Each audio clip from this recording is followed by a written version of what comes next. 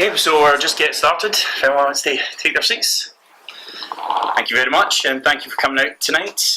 We're going to get quite an interesting talk from Bevan on Chernobyl and his recent visit there. So without further ado, I'm going to hand over. Thank you. So I'm Bevan Newell. I visited Chernobyl in August 2016, so last August, as part of the Nuclear Graduates Programme, which I've now graduated from, and I now work in the nuclear industry. So, the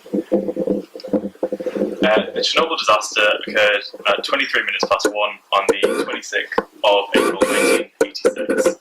It's the worst nuclear accident to have happened in mankind's history, and it was level 7 on the INES scale, which means it was significant off-site impact. Throughout this presentation, I want you to keep in mind that this was not the fault of the operators. I will go into the causes as declared by the Soviet Union and as I see them from my research later. But it was the operators and the volunteers, the firefighters, that stopped this accident from being as bad as it could have been by cleaning up the surrounding areas and by evacuating people when it came to that time. So, background of Chernobyl. This is an aerial view of the plant. You'll see 4 reactors built between 77 and 83, with reactor 4, in which the accident happened, to my far right. As you'll notice along the bottom, the other 3 reactors continued operating after the accident, which probably wouldn't happen in the modern nuclear industry as we've seen at Fukushima Daiichi, where reactor 1 probably won't come back online. So zooming out a little bit, we see the reactor up here and the cooling pond next to it. So this is a man-made cooling lake where the water comes out of the reactor, circulates around the lake and goes back into the reactor. So that's unlike anything that we have in the rest of the nuclear fleet in the world, where we generally use either a large river or the sea as a heat sink. You'll see Chernobyl town just in the lower part of the image here, which is 10 kilometres away from the reactor, so that's in the 10 kilometre exclusion, or within the 30 kilometre exclusion zone. So that's where people do live now, and that's the town that I stayed in on my visit for 2 nights. So this was a truly global accident, and it was the first of its kind, and some would argue the only nuclear accident to have had serious worldwide impact. So I'm going to read you an abstract from Chernobyl Prayer, which is an award-winning book with monologues from people impacted by the Chernobyl accident. So this is called Consequences of the Chernobyl Accident in Belarus, and it outlines the wide-ranging impacts. So monitoring records showed that high levels of background radiation were reported on the 29th of April 1986 in Poland, Germany, Austria and Romania, on the 30th of April in Switzerland and northern Italy, on the 1st and 2nd of May in France, Belgium, the Netherlands, Great Britain and northern Greece, and on the 3rd of May in Israel, Kuwait and Turkey. Gaseous and volatile matter was launched into the sky and dispersed around the globe. Its presence was documented on the 2nd of May in Japan, on the 4th of May in China, on the 5th of May in India, and on the 5th and 6th of May in the US and Canada. In less than a week, Chernobyl became a worldwide problem. So radiation fallout. So I want you to understand how radiation fallout occurred across the whole of the UK, including Great Britain, especially within Cumbria and southern Scotland. We see significant deposition around Belarus. And in fact that monologue was, well, that outline there was written by someone from Belarus. So the technical aspects of the reactor design. So it's an RBMK reactor, which is a Russian design, high-powered channel-type reactor. It's water-cooled and graphite moderated, which is a combination that we don't get in any other types of reactor, because in a loss of coolant accidents, if water starts to leave the reactor, we see an increase in the amount of steam generated within the core, which further increases the temperature and makes even more steam in the core. So it's highly unstable, and it's unlike the water-moderated, water-cooled reactors or the gas, CO2 gas cooled reactors, graphite moderated reactors that we have in the UK.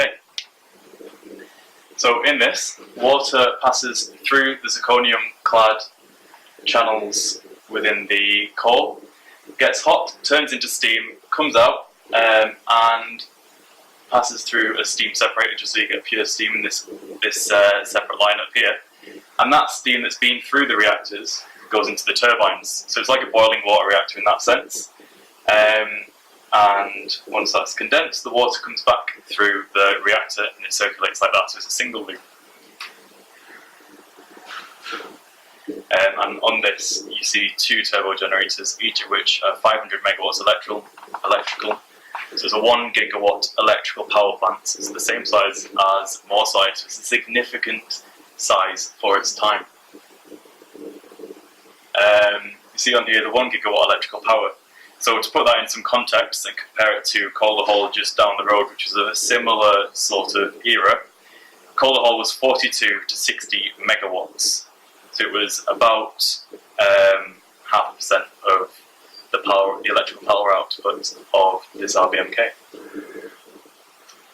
So these reactors were built in Lithuania, Russia and Ukraine, and it was actually one of the benefits of joining the Soviet Union that countries would have utilities like reactors built in their countries. So it was seen as quite a good thing to have these reactors built in your country, because you get a town built next to it, which is quite a modern town for the Soviet Union. For example, Pripyat. You could buy things there that you couldn't easily buy off the shelf in the rest of the Soviet Union. They had quite high living standards, nice new buildings, and there was one part of Pripyat for workers from every reactor. So there was 4 reactors built and operating. There's 4 parts of Pripyat built and inhabited.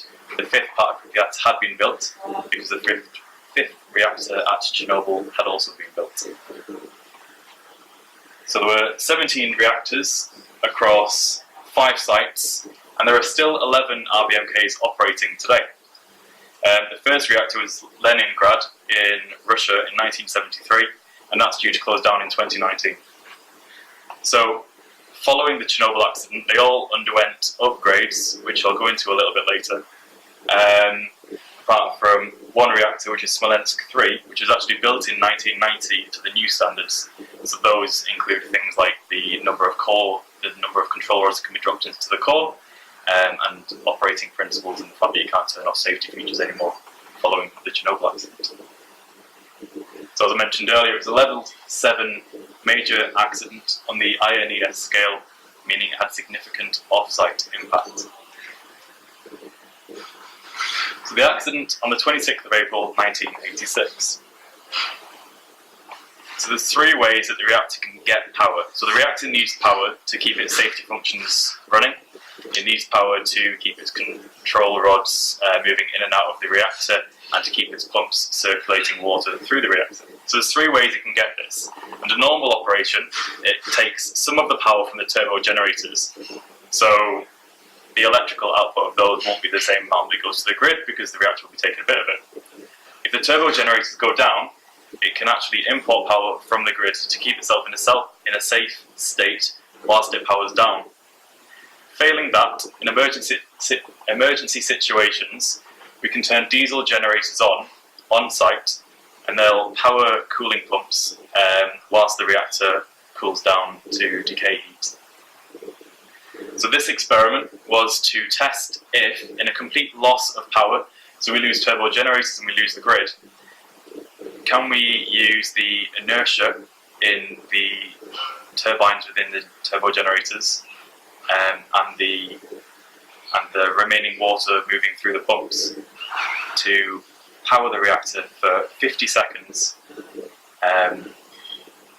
until the diesel generators come online. So 25 seconds of that can be covered by pressurized water stores going into the reactor, but there's another 25 seconds that needs to be made up. This experiment had failed 3 times already on different reactors. So reactor 4 had voltage regulators upgraded, which they hoped would solve problems there, but the experiment should have happened during commissioning, so it shouldn't have been left until this stage. So the team assigned for this experiment and everyone trained where the safety personnel were on site was supposed to be on a day shift. But due to a local reactor going into an unplanned outage, they had to hold this reactor at 50% power until the night shift, and they decided to go ahead with the experiment anyway, even though the correct personnel weren't on plans at the time. I think the reason for this was that it was May Day a few days later, and they wanted to be able to make a big announcement that their safety test had passed and it was a big success, and this was a really good achievement for the Soviet Union. So that's why they forced it through at night, so they could get this news out. So the timeline of the accidents, this is quite complex, so I'm going to have to read off the paper for this one. So on the 25th of April, at 1 AM in the morning, they commenced power reduction for the experiment. 12 hours later, the reactor was at 50% power, so turbine 7 was switched off. So the reactor's got 2 turbines, they've turned one of them off, it's now at half power, so it doesn't need that one. An hour later, at 2 o'clock, the reactor would have been reduced to 30% power, but the Soviet electricity authorities refused to allow this because there was an apparent need for electricity elsewhere and an unplanned outage at another local power plant. So the reactor remained at 50% power for 9 hours. So we get to the 26th of April, 12:30 at night, and Topchinov, who's the senior reactor control engineer, inserts the control rods too far while switching from automatic to manual control of the reactor. This drops the power to 30 megawatts thermal, but the reactor is unstable at below 700 megawatt thermal. So the operating rules meant that this experiment should have been called off at this point because the reactor was pretty much off. So 30 megawatts thermal is pretty much just decay heat.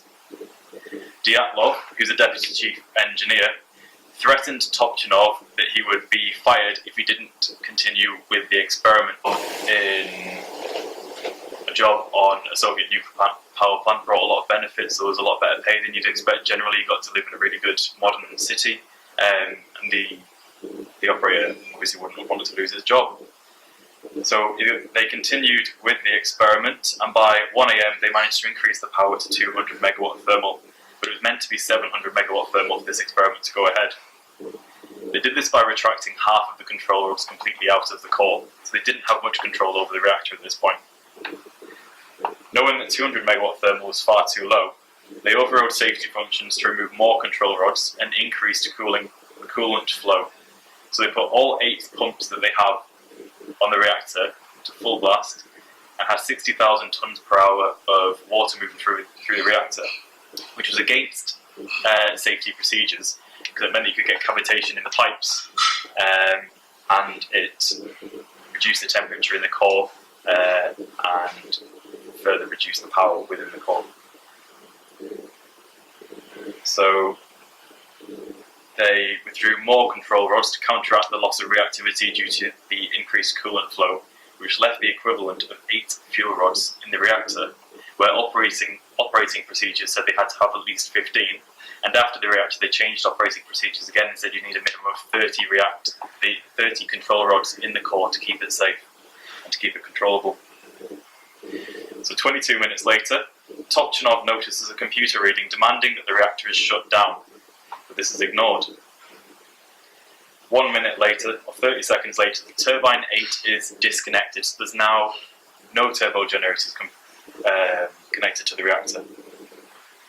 Immediately, the main pumps begin cavitation as they fill with steam. And there's a positive void coefficient, which means that as the power's going down, you're getting less water in the core, so you're getting more steam generated because the water's there for longer picking up the heat. And then because there's more steam generated, there's less space for water in the core, so you're getting more heat and more steam generated. So 36 seconds later, Akimov, who's the unit shift chief, says enough's enough, and he scrams the reactor. He presses the emergency control button, and all the control rods that are outside of the reactor right now crash down into the core. The problem there is that the control rods have a moderator tip. So it's the moderator that keeps the reaction going. It slows down the neutrons and makes sure that they can be caught by uranium nuclei and keep fission going. So the control rods that are meant to slow the reactor actually speed it up to start off with. So that's 211 moderator tipped control rods entering the core, and knocks can be heard throughout the building at this point in time. So the rods freeze when they've gone into the core 2.5 meters, and these are 8 meter long control rods, so they're really not in the core very far at all, and they've been stuck. It turns out that the increased reactivity has caused an explosion of heat and steam within the core, and it's fractured the core and trapped the control rods. Within 4 seconds, the reactor output reached several times the intended limits and ruptured the fuel channels, water pipes and pumps, further causing a further increase in heat and power. So this caused a steam explosion, which blew the 450-ton biological shield off the reactor and allowed steam and air to get into the fuel there. That caused a massive increase, or massive generation of hydrogen in the reactor, and because of the heat that combusted. So it was that explosion, that hydrogen explosion, so the second explosion there, that vaporized 50 tons of radioactive material to the air and dispersed 700 tons of radioactive material to the surrounding few kilometers. So, post-accident emergency response. So immediately after the accident, the operators tried to phone the fire station. They didn't know what had happened at this point, so they phoned the fire station but couldn't get through because their phone lines were down. And they sent some people to go and look into the reactor building to see if they could find out what had happened. They didn't think that there was a massive hole in the reactor and that it had exploded, so they were in denial at this point in time. And it actually, for the heads of the reactor, it took hours for them to actually come to terms with the fact that their reactor had blown up. And the first people that they sent to go and see if the reactor core was okay died of radiation sickness, like immediately after the accident, or soon after the accident. So when the firefighters did get on site, they had inadequate personal protection equipment because they weren't prepared fully for this sort of accident, and the number of firefighters wasn't enough. So they concentrated their attention to a fire on the Unit 3 turbine hall and the reactor roof. So we can see here there's one turbine hall for all 4 reactors. So we've got reactor 4 here and reactor 3 just here, connected by a bitumen-covered turbine hall. So bitumen's highly flammable and made it really difficult for the firefighters to move around as it started to melt. They managed to get all the surrounding fires out by 6:30 in the morning, but because they didn't fully understand the reactor core, they were trying to put water in there to put out the fire, which filled the lower levels with water and just flooded the reactor more, and they think it also created hydrogen, which just fueled the fire further. By 2 p.m. on the first day, special troops had been sent in by the Soviet Union to deal with chemical spills, and a really bad example of post-accident emergency response is that they opened the fair in Pripyat a few days early to make people think that there was no problems. So they got loads of people outside in the air where there was high levels of radiation, high levels of contamination, the day after the accident. So they eventually did evacuate Pripyat. I think it was 2 days after the accident, and they told the people that they were temporarily moving out and they just needed to pack light in a suitcase and they'd be back within a couple of weeks. Now this wasn't true. Everybody was permanently displaced to Kiev primarily, but also some of the surrounding towns where they were put in they were put in accommodation just for people that were nuclear refugees. So there's also some stories about politicians taking their children outside in Kiev to prevent panic about contamination on May Day, so a few days after the accident. So on remediation, I mentioned earlier about the liquidators and the firefighters cleaning up the surrounding areas and shoveling reactor debris off the reactor hull roof, and all the work they did, they prevented the accident from being a lot worse than it could. So they buried land, cleaned down areas of contamination, and removed material from the reactor roof, as you can see here. So these people were only supposed to be on the roof for about 30 seconds at a time, and they were only supposed to go out once, and then they'd be allowed to go home and paid off.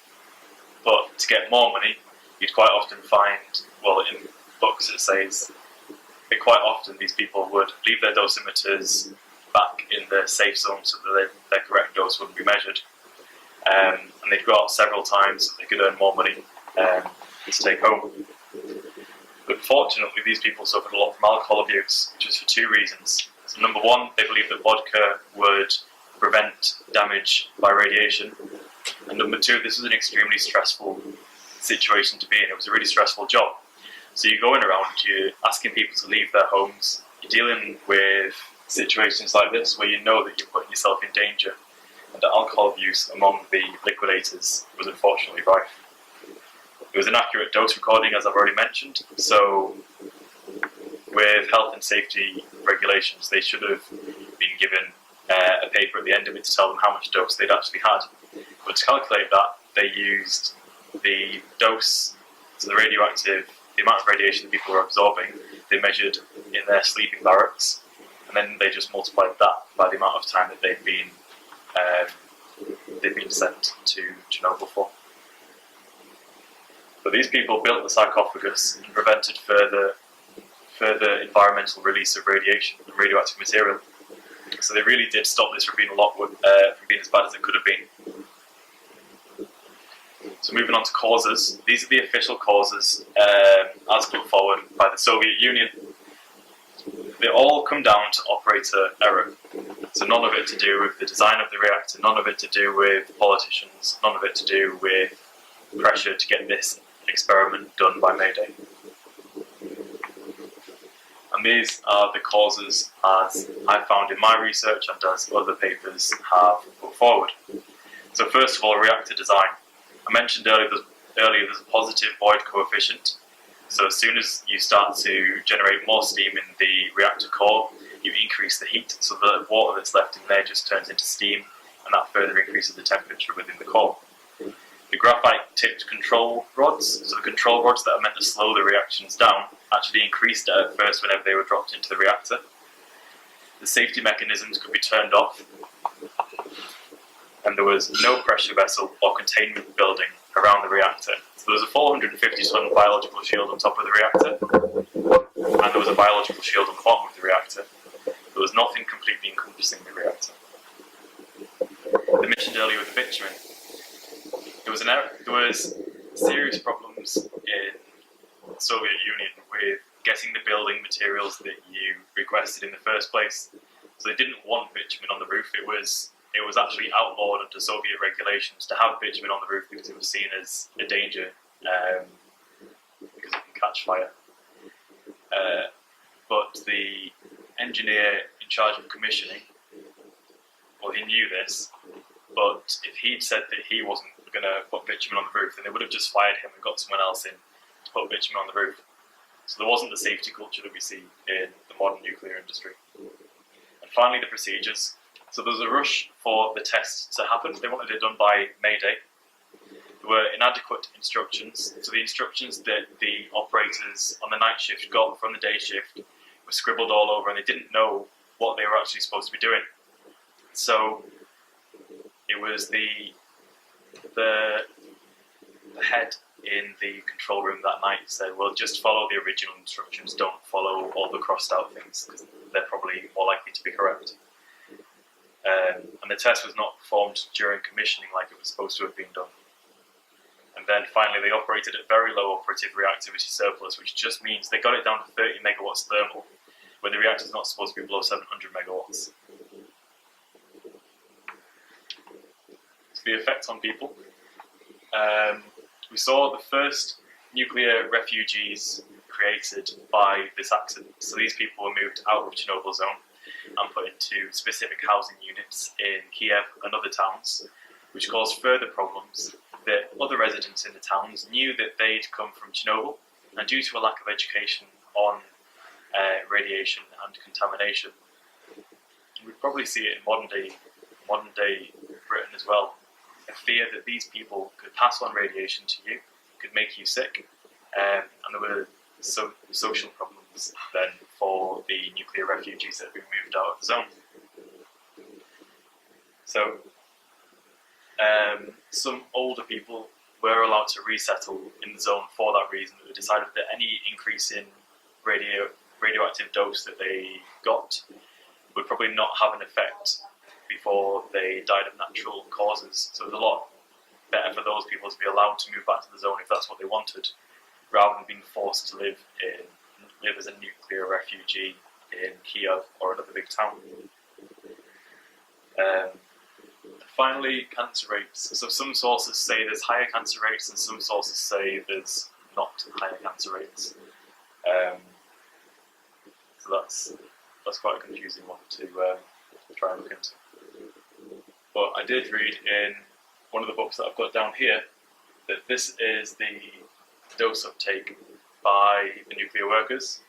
I'm not sure about the accuracy of that, because as I mentioned earlier, a lot of the dose recording equipment was left to one side in a safe place whilst people were working.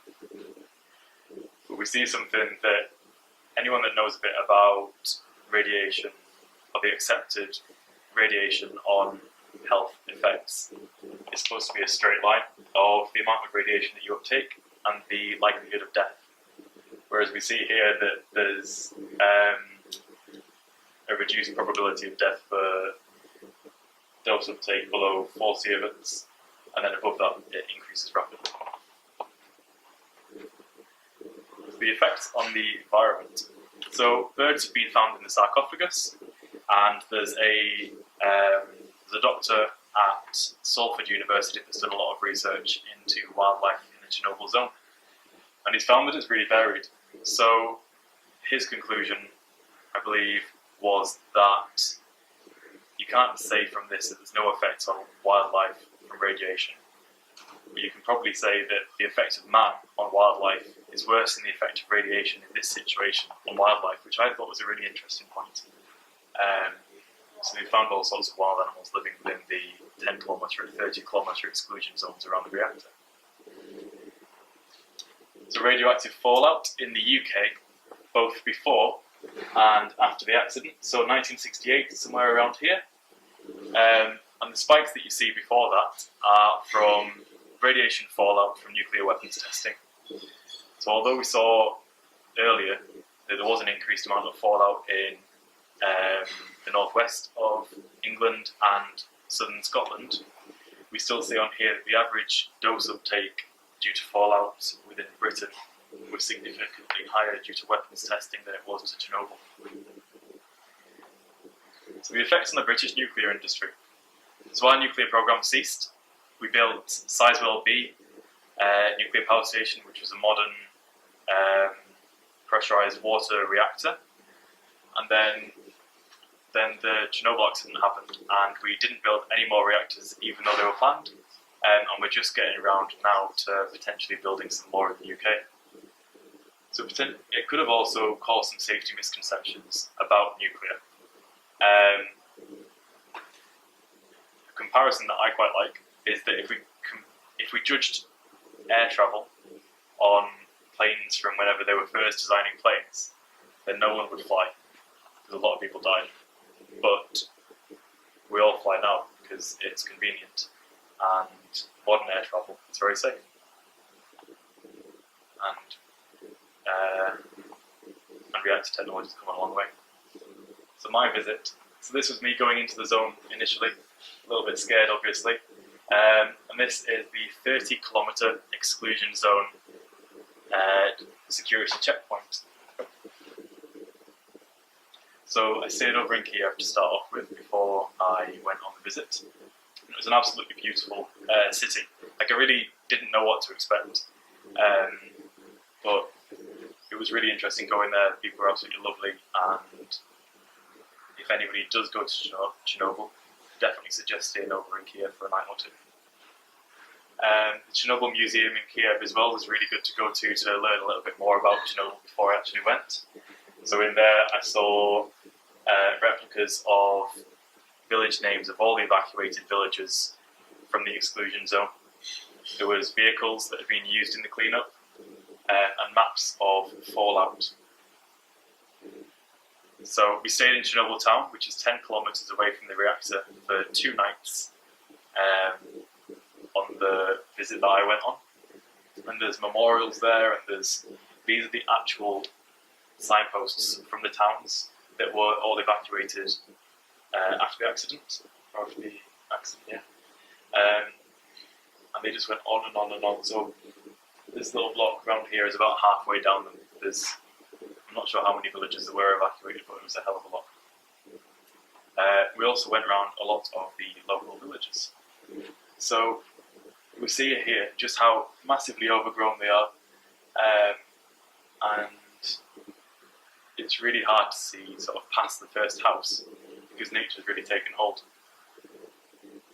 Inside the houses, there's still furniture in there and some items left from when the people were evacuated, just demonstrating how people thought they were leaving temporarily, so they didn't take too much stuff with them when they got on the buses to be evacuated.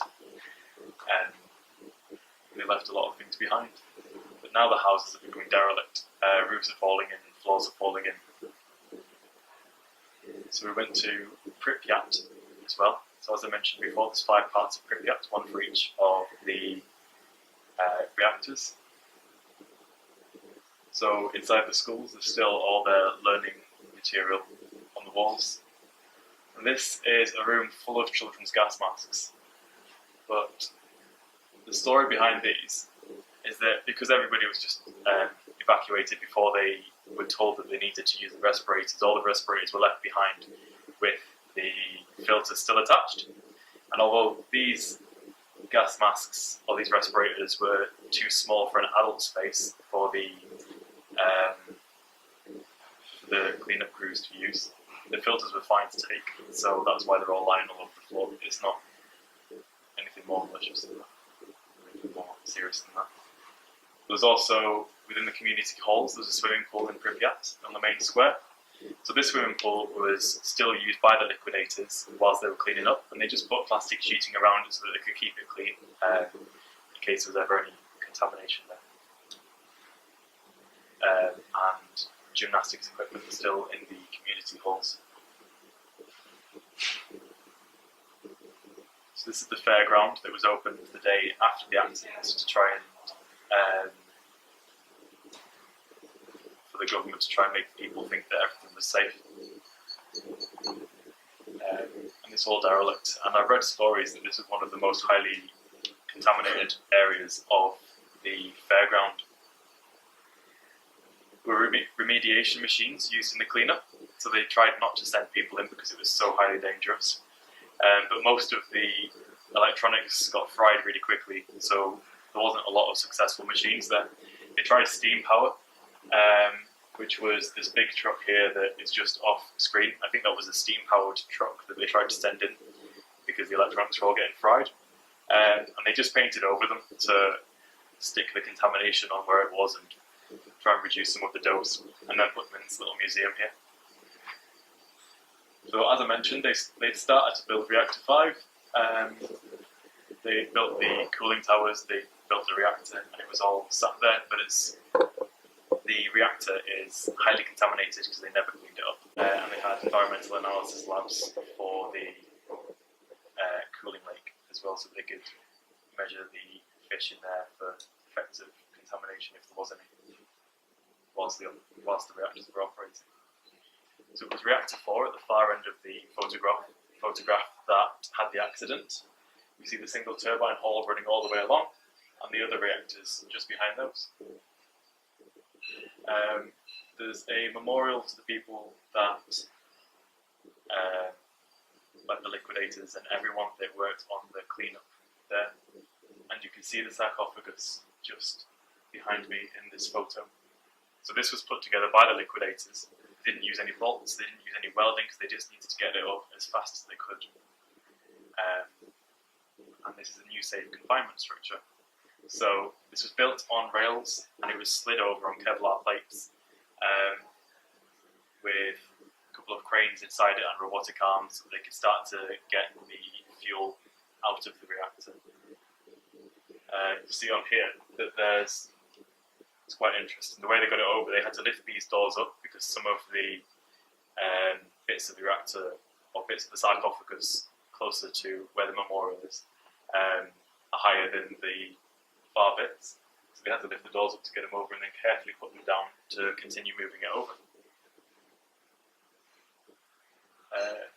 A few of the sort of odd things that we saw within the zone. So there's giant catfish in the little river, or not in the river, but in the start of the cooling lake next to the reactor. And I think they were longer than I am tall. They were probably about 9 meters tall. They were absolutely massive fish. There's high radiation zones everywhere, so they're all marked with signs like this to tell you not to stay there for too long. There's trees. Trees have just absolutely overgrown everywhere, so you can really see how nature's taking this back. Just another example of that. And the background radiation there generally wasn't too high. So there's an example here of whenever they've got a highly radioactive thing, and that's not my arm. I'm not that silly. But this claw was used in the remediation efforts to remove nuclear material from around the reactor, they believe. And then, just back to my original point, that I've taken you through the causes now. And I don't think that it can be put down purely to operator error. So there was political pressure to make sure that the experiment happened. There was design flaws in the reactor itself. And there were procedural errors in turning off safety systems and putting letting the reactor go to too low a power. Thank you. And has anyone got any questions?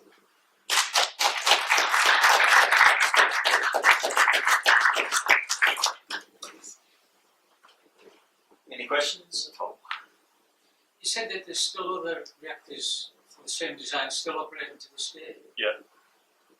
So there's 11 RBMKs still operating, so they all underwent increases in improvements in their safety after the accident. So they removed the moderator from the tips of the control rods and replaced that with a cap, I think.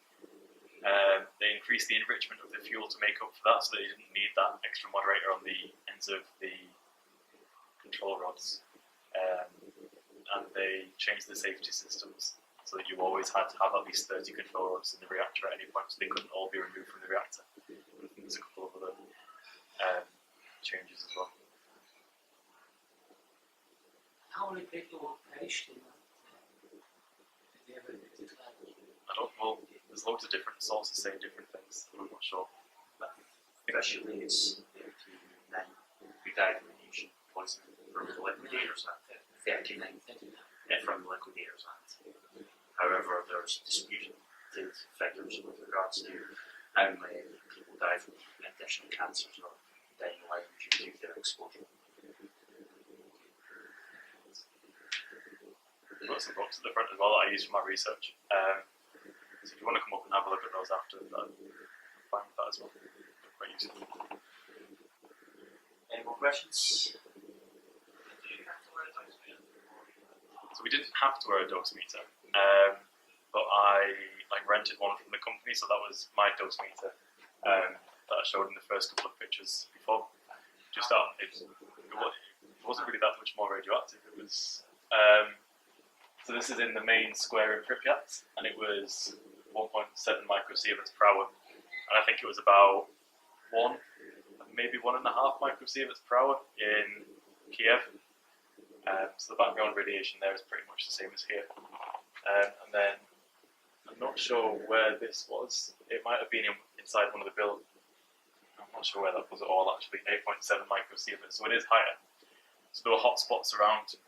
So our guide lifted up a rock at one point and said, "Put your dosimeter near that," and it was absolutely bouncing underneath the rock. But there were signs everywhere normally to tell you where there was radiation hotspots. So they were all over the place near the red forest. You say you stayed 10 kilometres from the reactor for a few nights. Yeah, so we stayed in Chernobyl town, which is just outside the 10-kilometre exclusion zone. So we stayed there for 2 nights on the tour. So it was a 3-day tour that I went on. And it's 2 nights like the limit to let people stay. No, you can stay for 5 nights. The workers in the security force, there's quite a lot of people living in Chernobyl town now from sort of operators on the plants, decommissioning it, and the security force as well. So I think it's the army that guards it, or people in military dress anyway. So they'll go in, do their shifts for like 5 days, whatever it is, and then go home for 5 days and then come back. So they do stay there for quite a long time. But the background radiation isn't really considerably higher than anywhere else. It was really good. It was really interesting to go there, because I would have expected it to have been too dangerous within the exclusion zone for anyone to live there, or for me to go in and stay there for a few months.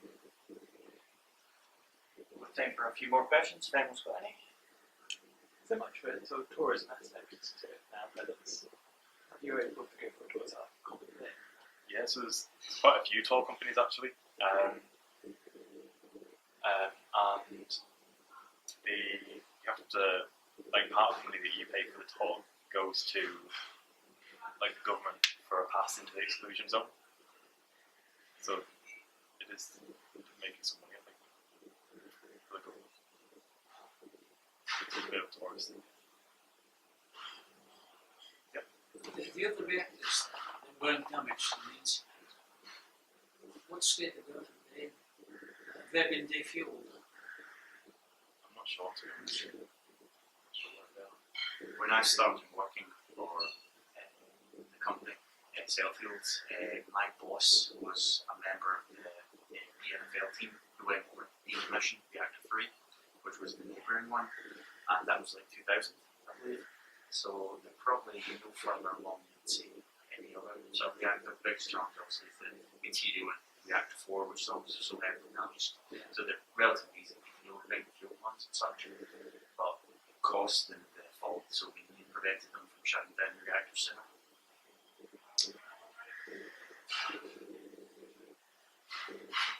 What's security like? You mentioned security, but in terms of what was there security like? So there's the fences with guard force at the control points there, and in Chernobyl towns, you're not allowed to go out past like 10 PM at night, I think. So then all the doors are shut and all the gates are closed, and the guards are still walking around. So if they catch you, I think you can get fined if you're outside at night, or if you're not with your tour guide, you can get fined. If you go inside the buildings, you can get fined, and there's guard force walking around everywhere monitoring. So they are quite serious about it. Okay, so thank you very much again, and just thanks to Ben again for a really good talk. So Thank you. thank you very much.